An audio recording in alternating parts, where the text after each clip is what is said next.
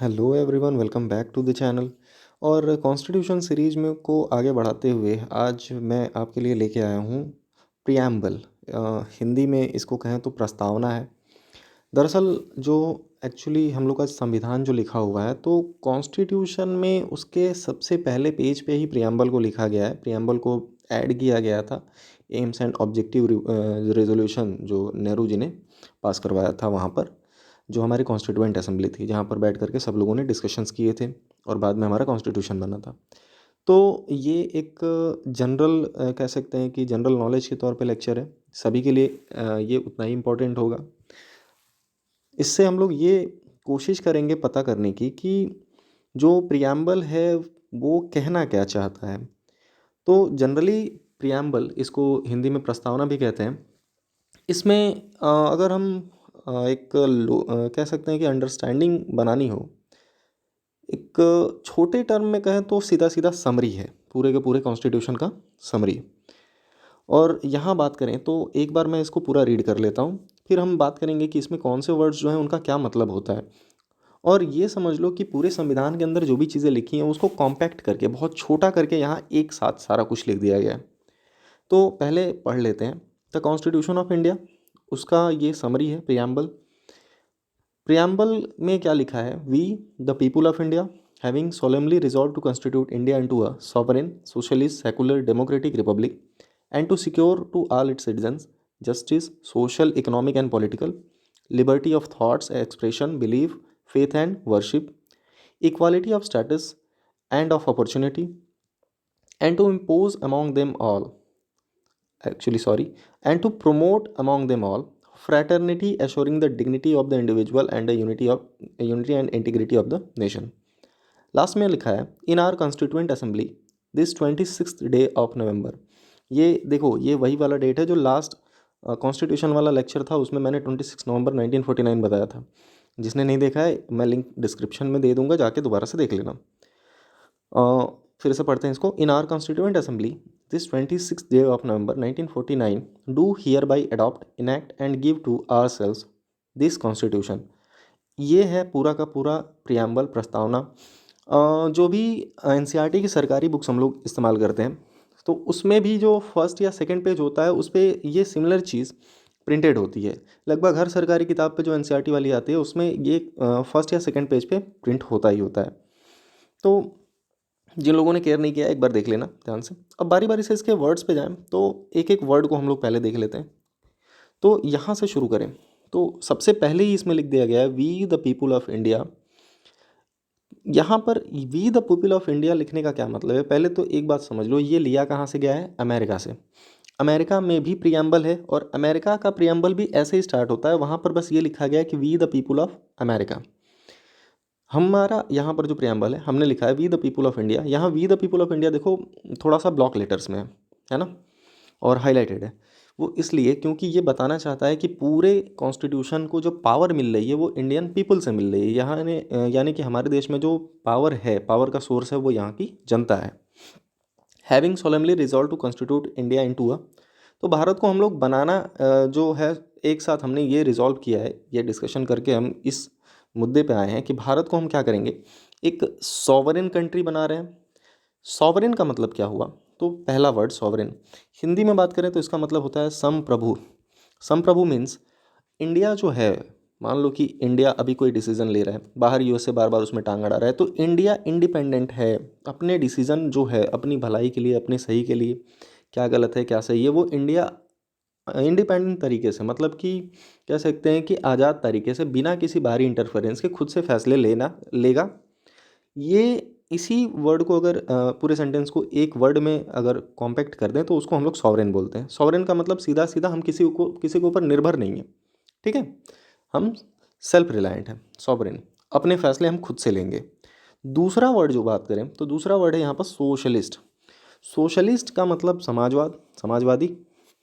अब इसका मतलब ये हुआ कि यहाँ पर जो लोग हैं उनकी भलाई के लिए काम किया जाएगा।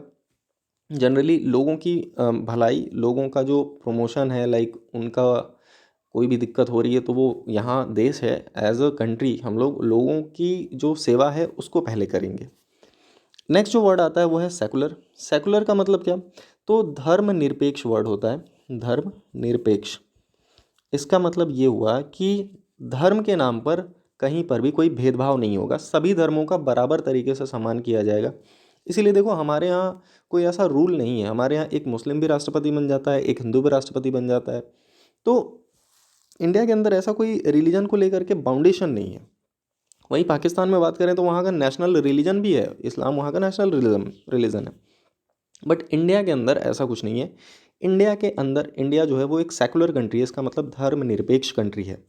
इंडिया के अंदर जो रिलीजन है इसको लेकर के कोई भेदभाव नहीं किया जाता। नेक्स्ट जो चीज़ है इसमें वो है डेमोक्रेटिक। तो डेमोक्रेटिक का मतलब क्या होता है? लोकतंत्र, यानी लोकतांत्रिक। लोकतांत्रिक, तांत्रिक टोना वाला, जादू टोना वाला नहीं। लोकतांत्रिक का मतलब ये हुआ कि जो भी सरकार चुनी जाएगी, जैसे हमारे यहाँ पीएम का चुनाव होता है ना, हम लोग इलेक्शंस में क्या करते हैं? वोट डालते हैं, तभी तो पीएम चुन के आता है।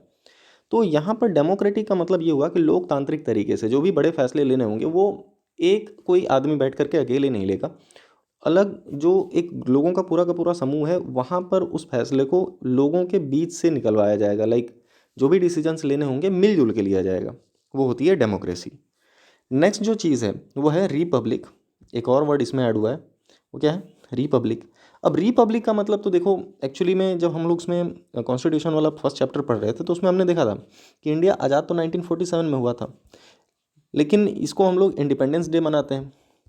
बट 1950 में जब कॉन्स्टिट्यूशन हमारा बन गया तो इसको हम लोग मनाते हैं रिपब्लिक डे। Republic day. तो देखो रिपब्लिक यहाँ दो चीज़ों से जुड़ा हुआ है।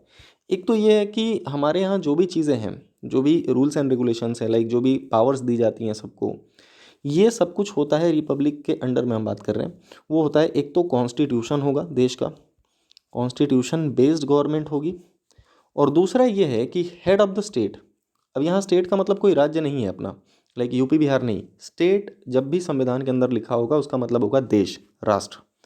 तो दूसरा इसका पॉइंट ये है कि हेड ऑफ द स्टेट जो होगा, यानी यहाँ का सबसे बड़ा पद, इंडिया के अंदर सबसे बड़ा पद वो क्या है?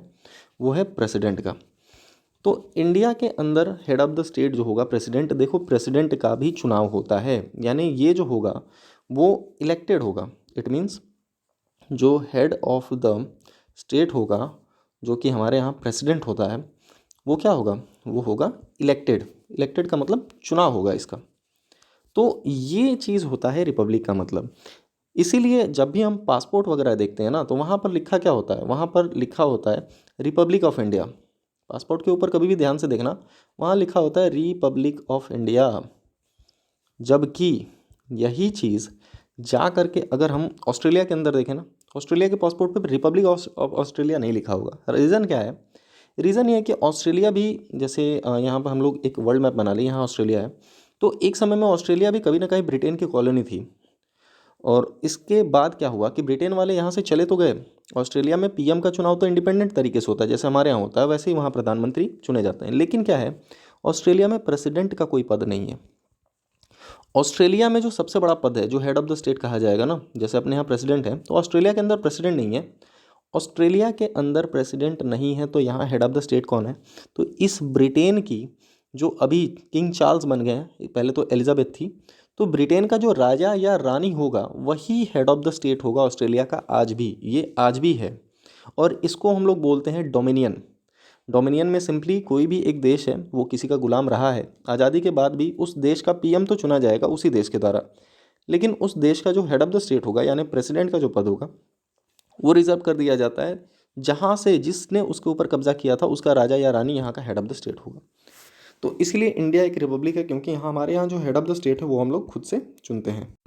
बाकी नेक्स्ट बात करें तो अगला जो मेन यहाँ पर कह सकते हैं हाईलाइटेड वर्ड है वो जस्टिस। जस्टिस का मतलब न्याय। लेकिन न्याय कैसा? सोशल, सामाजिक न्याय। समाज में सबको बराबरी का अधिकार रहेगा। इकोनॉमिक, गरीब और अमीरी के बीच में जो है गैप बन रहा है उसको दूर करने की कोशिश की जाएगी, यानी किसी के साथ भेदभाव नहीं किया जाएगा गरीबी अमीरी से। और पॉलिटिकल, यानी राजनीतिक तौर पे। और इसका एग्जांपल ये है कि देखो, कोई कितना भी गरीब हो, एक रिक्शा चलाने वाला भी हो, चाहे अंबानी जी भी हो, जब वोटिंग का टाइम आता है तो देखिए वोटिंग में गरीब जो व्यक्ति है वो भी एक ही वोट देता है तो एक ही काउंट होता है, अंबानी वोट देंगे तो भी एक ही काउंट होगा।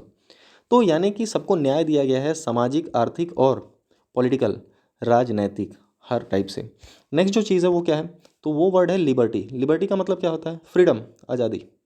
ठीक है, लिबर्टी का मतलब फ्रीडम, आज़ादी। किस चीज़ की आज़ादी, थॉट्स एंड एक्सप्रेशंस, और भी चीज़ें देखो क्या क्या है, किस किस चीज़ की आज़ादी है यहाँ पर देखो। लिबर्टी ऑफ थॉट्स यानी विचार, एक्सप्रेशन जो अपनी व्यक्त करना चाहते हो बातों को वो, इसके अलावा बिलीफ, बिलीफ के अलावा फेथ, जो होता है ना कि अंदर तुम्हारे भावना जो होती है किसी ईश्वर में या फिर किसी भी व्यक्ति के प्रति फेथ, और वर्शिप, पूजा करने की, इन सभी चीज़ों की आज़ादी है। इसीलिए देखो हमारे यहाँ मंदिर मस्जिद क्रिश्चियंस के लिए वो क्या बोलते हैं अपने, चर्च भी है, गुरुद्वारे भी हैं। तो अपने देश के अंदर क्या है कि इन सभी चीज़ों के लिए आज़ादी दी गई है। नेक्स्ट जो चीज़ है वो है इक्वालिटी। तो इक्वालिटी की बात करें तो इक्वालिटी क्या क्या चीज़ों की है, यानी समानता किस किस चीज़ को है, स्टैटस यानी क्या, ओहदा। दूसरा अपॉर्चुनिटी, यानी अपॉर्चुनिटी का मतलब क्या होगा, अवसर। कभी भी कोई गवर्नमेंट जॉब का फॉर्म आएगा तो वहाँ पर तो हर कोई फॉर्म भर सकता है कि नहीं। रिजर्वेशन एक अलग मैटर है क्योंकि वो पुरानी चीज़ है, उस पर कभी बात करेंगे। बट एक्चुअली में क्या है कि कभी भी कोई व्यक्ति को ऐसा नहीं कहा जाता कि नहीं तुम जो है इस चीज़ के लिए एलिजिबल नहीं हो। अगर उस चीज़ के लिए जो मिनिमम क्वालिफिकेशन उसकी ज़रूरत होती है, अगर मान लो कोई फॉर्म एक ग्रेजुएशन पे आया है और कोई व्यक्ति उस फॉर्म को भरना चाहता है, अगर वो ग्रेजुएट है तो भर लेगा। बस वहाँ पर ये है कि वहाँ पर क्या, यहाँ इक्वालिटी का मतलब अपॉर्चुनिटी वाले में केस में उसको रोका नहीं जाएगा कि तुम इस कास्ट के हो तो नहीं भर सकते, इस कास्ट के हो तो भर सकते हो, या फिर तुम इस रिलीजन के हो तो नहीं भर सकते, इस रिलीजन को तो भर सकते हो, ऐसा कुछ नहीं है। बस वहाँ मिनिमम क्वालिफिकेशन जो एजुकेशनल है वो है तो तुम कुछ भी कर सकते हो। और अपॉर्चुनिटी हर जगह दी जाती है, कोई चाहे तो वो मंत्री बन जाए, कोई चाहे तो वो पीएम बन जाए, कोई राष्ट्रपति बन जाए, बस तुम्हारे अंदर वो चीज़ क्वालिटी होनी चाहिए। And to promote among them all, किस चीज़ का प्रमोशन करेंगे, किस चीज़ को हम लोग जो है आगे बढ़ाने की कोशिश करेंगे, वो क्या है, तो प्रमोशन हमें करना है किस चीज़ का, फ्रैटरनिटी। ये जो वर्ड है ना, इसका मतलब होता है आपसी भाईचारा।